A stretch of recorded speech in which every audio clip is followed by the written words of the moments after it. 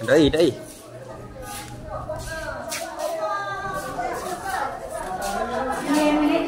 Woi, kasih paham guys.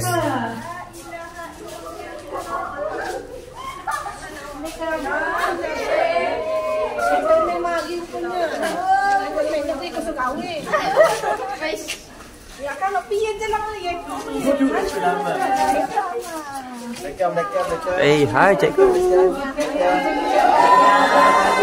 Woi, Aina.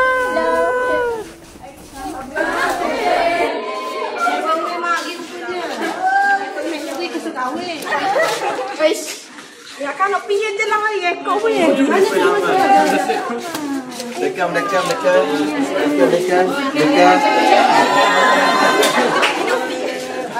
Okey Akak. Mama Umi. Dok. Kesok sikit. Punah video. Apa pula ni?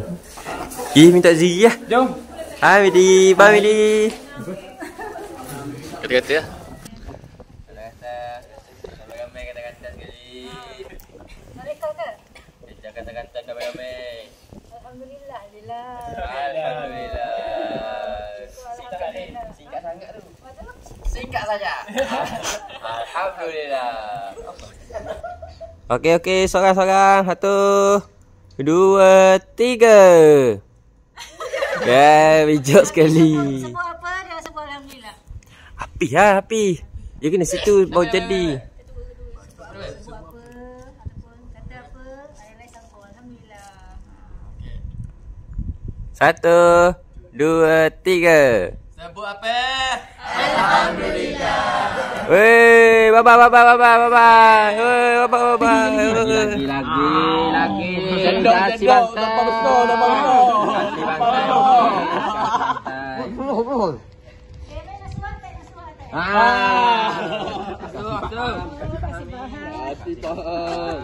Jangan kasih dia lepas. Makan lagi. Maggi, ayam dan naga. Ya, apa? Benar. Kasih kat benda. Bagus mak hantar siap oh. Sayang dah makmu. Ni. Mak hantar ni. Oh, selamat hari jadi. Semoga apa yang disemoga itu tersemoga. Semoga itu ini. Ilia nak suap tak? Dia nak tak? Nak. Ilia nak suap okey. Lihat tak? Ilia nak suap okey. Dah.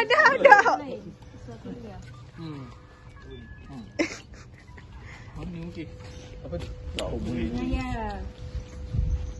Untuk Ilya. Selamat hari jadi kat hari ni. Selamat Merdeka. Selamat Hari Merdeka. Banyak ya. Ni air ni benar. Hambat pula. Melongkang. Bila kah? Bila sikit. Kacau tu. Tanya kepada kakak beliau. Beliau? Kakak beliau. Ada title beliau dah ni? Dah. Iman guna beliau sama. Ya tahu mak tu, ya orang tua. Betul tak penggunaan dia? Ya.